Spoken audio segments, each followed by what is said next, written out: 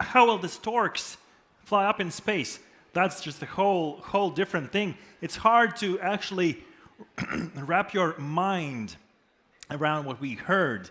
And that just means that we're going to have to transform our minds. We will have to transform the way we think about things, because the things that we saw in this keynote presentation will truly come to fruition at one point further or sooner. So that all just means we have to work on our mind, and that's actually the next topic that we want to tackle on this stage, because thinking is what leads to doing and what leads to results, and we have the perfect speaker for this next talk. He's the personal advisor and educator, specializing in elite athletes, CEOs, and entrepreneurs. He's an author and a creation, and also the creator of mental and physical performance systems. And fun fact about this next speaker, he's been working with football clubs such as Chelsea and Barcelona. Any football fans here in the audience? Yeah, quite a few. Very good.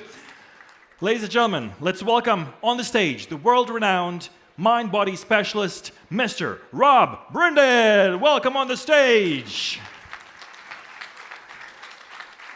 Thanks for the introduction. That was great. Thank you. So there's no football supporters here, right? I don't actually like football. I just worked in that field for a while. Just to touch on the previous presentation, the lady was talking about we're pioneers in space. The most important space I think we need to be pioneers of is our internal space, because we have this incredible technology inside of us, but no one has the manual to use it. And that's why we have suicide rates are off the scale, and mental health is going crazy, and our children are completely disconnected and lost. But we're building space rockets to Mars, so I'm going to be focusing on the space junk that's inside of us. So the talk's high performance and the hidden glitchy deep tech within our minds. Does everyone like memes? Does everyone know what memes are? Yeah, okay, I've bought my meme game. You're allowed to laugh if you think it's good. So my background is in elite performance. I worked with Chelsea. I was head of injury prevention and strength and conditioning for 5-6 years. I worked with Barcelona. I've worked with English National Ballet School. I work with Olympic gold medalists still. Just anyone who wants to improve their performance, just ordinary people. I find it fascinating. So I kind of have a background in high performance. And for the scientists in the audience, the most exciting phrase to hear in science, the one that heralds new discoveries, is not eureka, but that's funny. I thought it would be like this. Even the entrepreneurs, oh, that's funny. I thought it would be like that. So I'm going to be talking to you about my that's funny moments and show you my journey down the rabbit hole, so to speak. My first that's funny moment came when I was head of injury prevention. It was a new lab that I created because I believed that we could work out which players were going to get injured based on their biomechanics, their posture, but also I got into the mind and how stress and emotions actually show up in the body. So this is the start. I didn't have the photo because I was busy of the full setup, but if you imagine this player, he was one of the first team. Can you see that his head is to the right of that midline? Can you see that? I don't know if you saw that, but that's something that I immediately want to be looking at. And you may think, oh, he's just holding his head funny, but it turned out it was his eyes and the information that was coming into his tonic postural system, which is like the body's biocomputer.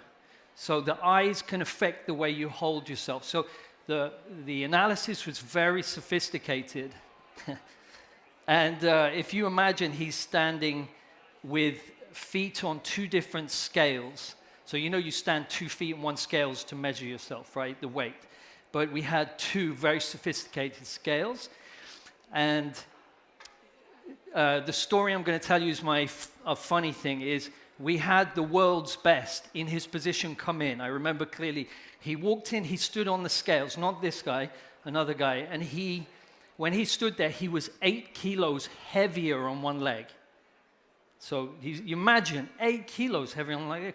What's going on? Now, it could be short leg, it could be his TMJ, it could be lots of different things. But because I was getting interested in the mind, I said, what's the best sex you've ever had? This is a football club, you're allowed to ask these things. And 20 minutes later, that's the only joke I've got for you today, okay? Thank you. 20 minutes later, he said, whatever, I was going to say a Latvian joke, but I was told not to say it. So, and he said, so he's just talking about this experience. I look at his scales, and he's perfectly balanced. He's zero balanced. You get that? He went from 8 kilos heavy on one leg to perfectly balanced, thinking about this positive experience, okay? So immediately I shifted and I said, what's the worst moment of your life? Within seconds, he hit it. You could see in the folders of the internal computer, bang, he got it, and he went to 9 kilos heavier on one leg. That is mind-blowing. Like, for me, I was like, holy shit, did you see that? And the medical team were like, because it brings in something that they don't want to go, oh shit, you mean emotions and your thinking affects your body. So that's my geeky moment. It sent me down the rabbit hole. So here's my first meme.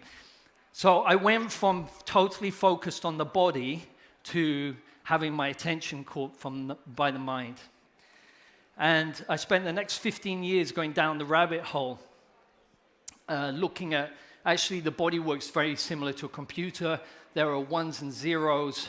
If you're interested, there's Dr. Douglas Wallace. He's 60 years in mitochondrial research. He's the leading guy in the States, scientist, pure science. He's now set up a clinic in China, thinking the mitochondrial system is the Chinese meridian system. Oh, awesome. But that's my field. So I spent the next 15 years going down that rabbit's hole. So I went from it's just physical to the body is the subconscious mind. There is no separation. But then there was something else that I was seeing that was causing a problem. And this is where I'm going to be showing you this thing that you can take away today, and it will completely transform your lives. It's high performance work, this, if you want to. It will be there by the end of this. So this is where we go to the galaxy brain. So if you want a galaxy brain for your startups and your businesses and everything, this is what we're going to talk about. So what I notice with clients and what I notice with business people, CEOs and everything, they have a particular deep set of behaviors that can't change. So everyone in here has a way of doing things, and they get triggered now and again, and you get angry or sad, or you work too much, or you lack confidence. I'm not going to ask you to put your hands up, but we all, everyone here won't think they're good enough. These deep behaviors that we mask are there in everyone in you, even those ones that are talking and they're not listening because they don't want to really hear this. So, but also, how could I change myself? I was deeply insecure, and lots of things that bothered me about myself, but I couldn't change them with the work that I was doing. So, just to kind of reiterate, a stressed athlete, an athlete that has these deep behaviors, they're not able to perform well. I mean, that's just basic. It literally affects their body and their performance. But if you're, in a low time preference startup working in deep tech, you're going to get burnt out because of what I'm going to tell you. Okay, and you're going to get sick and stressed and lose life balance. So the way to do it is on an internal, and I'm going to show you how to do that. One of the other things that I found that was fascinating is when I came to working with the clients on trying to change their behavior. Some of the people were geniuses. Like, I work with professional poker players, tech startup guys, or tech founders that you guys know. They're extremely intelligent, but they can't work out the problems inside their head. Yeah? So that's why philosophers kill themselves. So if you read philosophy books at the start, it usually said the author killed himself, which isn't a good start to a book, because philosophy is using the mind, and I'm going to show you it's always a trap. Okay, so I work with top philosophers who are manically depressed because there's a glitch I'm going to be telling you all about. Okay, you guys excited about that? Oh, I got some movement. Woo! Love that, love that. So I had this conundrum. I was like, how do we change these deep operating systems? So I looked to performance. Did you know that the thing that changed sports performance the most, that it literally revolutionized this, athletics and sport, was video replay? Because you were able to see your opponent beforehand and create strategies. When I was at Chelsea, we had 2 full-time people just going out analyzing patterns of behavior in the opponents and working out where their weaknesses were. And in MMA, I work with fighters. If you watch fighters, they do these things called feints because they're trying to watch and observe what their opponent, how they react. Yeah, it's behavioral observation. In the previous presentation, they talked about Earth observation. We've got to observe the Earth, and this is real, much more important than that space. It's a joke, but so with video replay, an athlete was able to observe themselves and how they did something, high jump, whatever, and see where the problems were. So I looked at that and I thought, well, if that revolutionized people's abilities, how can I observe myself?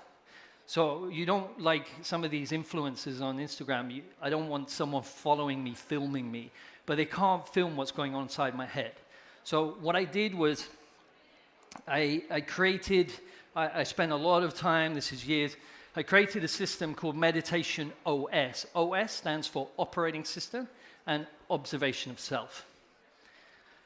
And what I came to realize in observing myself all day, every day, because I wanted to change myself first, and then I wanted to see if it worked with my clients, I started to see patterns. So I've got very good pattern recognition. So you don't want to play Cluedo against me. Do you know Cluedo, the game? I won't do that joke again in Latvia. No, it's sort of, you've got to work out who killed who in which room, Colonel Mustard and everything. You know it, yeah. So I'm going to just talk to him all day, okay? So I have very good pattern recognition. I'm not very good at maths or sciences. I just didn't understand anything. But when it comes to patterns, I like. And so what I started to see was this pattern, this incredible pattern that I was like, holy shit, this is I wonder if everyone else has this, because it's definitely in me, and it started to change me. It is when you get it, but it's like riding a bike. You've got to practice a little bit to start off with. So I found the key to changing myself and my clients, which blew my mind. And the thing that did it were these guys. That's kind of a joke. That did work with my wife or my children. Hamsters. Hamsters was the clue, the thing that the discovery I made. So you're probably thinking, okay, this guy's lost the plot right now. Bear with me. So there's these cycles in our behaviors, and that's what I'm going to get into, the nitty-gritty. So if you were asleep before, let's wake up now, because you'll be able to go away and do this, and you're sorted for life. Most valuable thing you could ever learn, I'm going to give you now. Burnout, stress, life imbalances, it's all cycles. If you look closely, you'll see it. It's a fact. if you look closely at your behavior, you're like a hamster. You know what hamsters are, yeah? Maybe that's why the joke didn't work. Do you have hamsters in Latvia? Okay, cool. My wife's half Peruvian, and they eat them there. So it's different culture. So as you can see, the hamster is running like crazy, but actually the hamster never moves. And what the hamster does is it runs, and sometimes it flips over, it goes so fast, or it just slides back into burnout. It's exhausted. Same with humans. Half of you, I haven't assessed you all, but half of you will be high achievers and doing all the time and never stop. Yeah? Always working, always trying to achieve. Does anyone want to put their hands up for that? No. Okay. Yeah. So if you're honest, you're either going to be one or the other. The other side is you lack confidence. You procrastinate. You spend all your time trying to achieve, but you always flip back to unable, lacking confidence. Does anyone want to put their hand up for that? Okay, nice. That was me. So it's cycles. Let's go into a bit deeper. This is where it gets a little bit complicated, my most difficult slide for me. So these hamster wheels is what I call them. They're deep mind tech hamster wheels. They are the most important things for you to see in life because they run every single one of you. And I'll put anything, I've worked with thousands of people, it is 100%. Every one of them can look when I do the work with them and they go, oh shit, that's me, that's my life. So I'm going to kind of explain how to see them, what I'm talking about, because sometimes I've been doing this a while, I forget. What's this guy talking about? Watching your behavior. So as I'm here now, or just before coming on stage, I was standing over there, and I heard this voice like, shit, what if you're really shit on stage? What if you're unable to make people laugh? Well, actually, that came true, but I got you. You got me. You got my back. So and what did I do? I observed this conversation that you all have in here that comes up, and it's usually on the negative side. Some of you might be going, I'm the dog's bollocks. I should be up there. But no, there aren't so many of those. Those are in politics. But hey, leave that on the side. There's some politicians here. So the mind works in duality, which means when you think about achieving something, the opposite exists. So fail. When you want to gain, there's a possibility of loss. Or a classic one, I was talking with someone earlier, wrong or right. Or what if I do it wrong? I want to do it right. So everyone, you see that in your head, you can't have one without the other. This Latvian wine is strong. How do I know? Compared to this Portuguese wine or whatever, you know?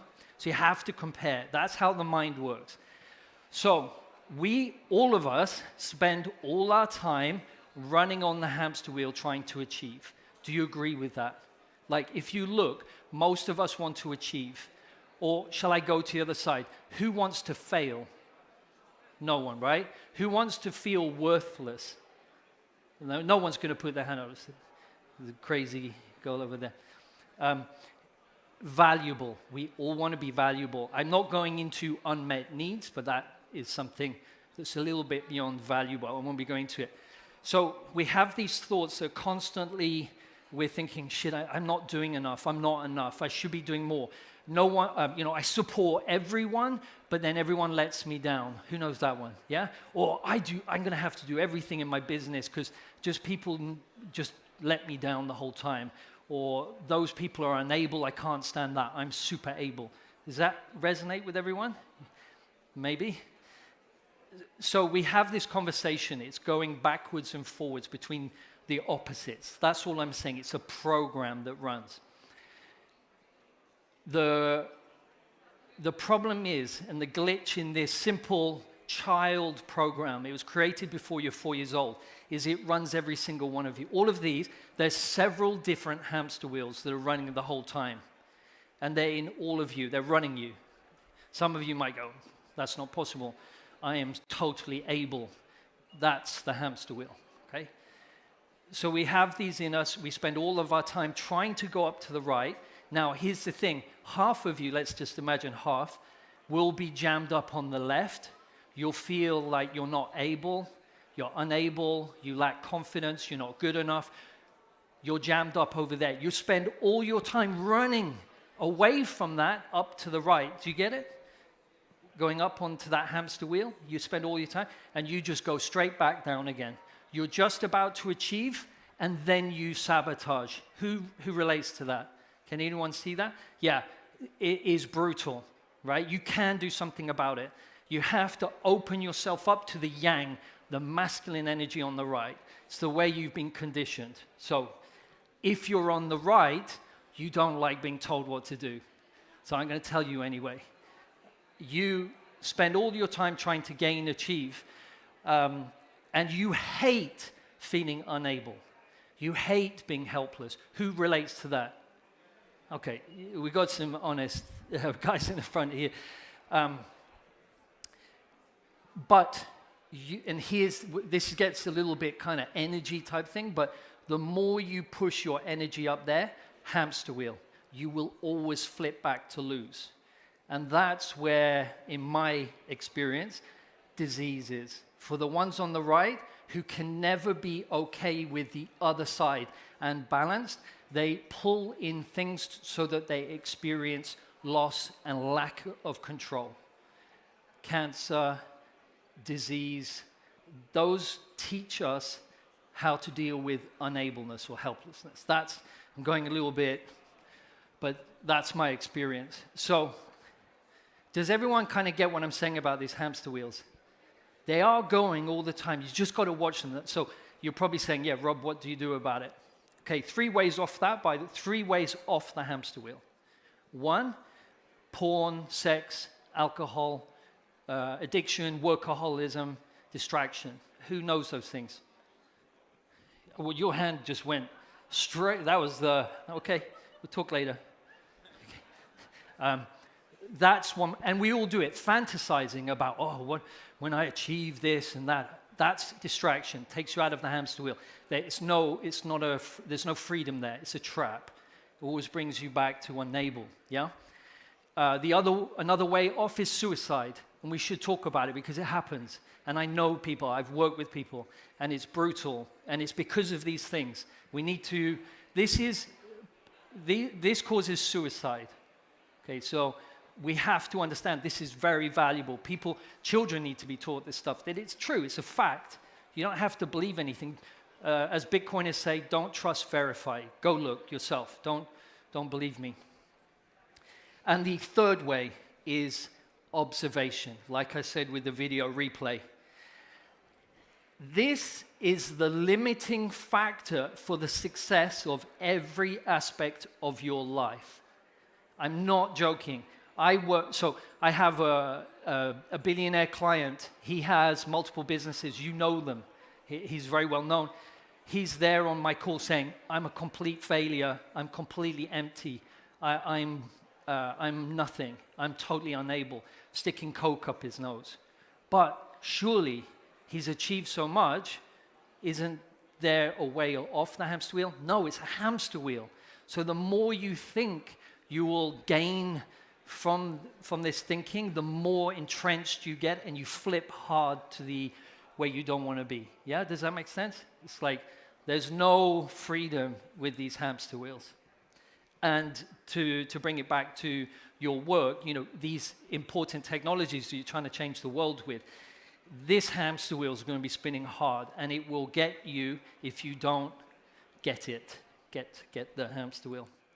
So the observation, when you see the program running, when you look at it and don't react to it, it's a little bit like this image. The cat's scared of the image of the mice huddling together. It's an illusion. So the program inside of you creates your reality, and you perceive stress and you get burnt out, and it's perspective. But if you look at the thing as a 4-year-old's program and you see what it's doing, it dissolves instantly. You see it, it dissolves. Does that make sense? Yeah. I will say this once. These create your reality. 100%. I've done this so long, I know. If you look very closely, these hamster wheels create your reality. This is serious shit. These are like snakes in your house, and they are deadly. All the suffering comes from these, all right? So I'm a bit passionate about it because I've experienced it. So high performance is a question of non-doing via observation. Non-doing. Now you might say, yeah, but Rob, I have to do my job. No, just watch yourself, and the thoughts come up as you're doing the job. And as you can see, it's the film with light shone through it creates your reality, or the reality that you're watching, yeah? So you have to go to the reel and look at what's on the reel to dissolve the reel and change it and balance it. So life balance comes from this. So winding up, I'm on time, I can't believe it. Here's 2 quotes. The ability to observe without evaluating is the highest form of intelligence. J. Krishnamurti, excellent. Heavy, but great books if you're interested in this. The ability to observe without evaluating. So to be able to watch without going, oh, come on, don't be so stupid, Rob. You know, just to observe and understand. It's science, really. You're observing something in a test tube, but it's you. And then I chucked in Albert Einstein for you scientists. The measure of intelligence is the ability to change. Okay, this is it's important. Yeah, so if you want to find out more about this subject, I have a newsletter that's free. I write about stuff that I'm finding out. It's a cool newsletter.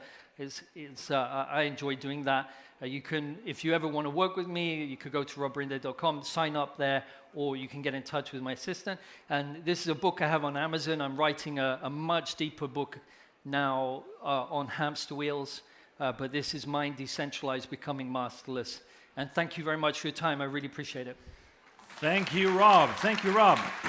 I have a gift for you. Okay. 2 chairs. Cool. Yeah. Sorry for Latvians not laughing. You were speaking about cycles, and actually we are right now getting out of a winter depression cycle. See, everything is blooming. We see flowers. We're getting happier. Come back in July. We're going to be like, I'll come back with Ligo, a Midsummer Night Festival. Okay. Everything is. I'll come back with my wonderful. jokes then. Excellent. Rob, while we have you here, please sit down. I want to welcome on the stage Anton Adamovich for a quick fireside chat with you, and afterwards we're gonna have a discussion. So 5-7 minutes, quick chat. Here you go. So good, so good. Thanks so much, Rob. Pleasure. I think it's a very important topic for entrepreneurs, scientists, investors, because we're all human after all. In the end of the day, it is about not just performance, but feeling happy. And that's what I highlighted in the very beginning, and I'm so happy that you find the moment to come to Riga. One of the questions I wanted to ask before we engage in a panel with very different guys from different mindsets, I would like to ask, considering comparison of athletes and deep tech entrepreneurs, achievers, scientists, what is the similarities that you can see? If I relate it back to the hamster wheels, entrepreneurs, business owners, CEOs, athletes, judokas, fighters, footballers, they're all usually jammed up on the right. So they want to achieve. They're very driven to achieve. So there's no difference. It's maybe in levels. Like if I work with a double gold medalist judo, world champion gold medalist, they're sort of peaking on the right. They're like so jammed up. But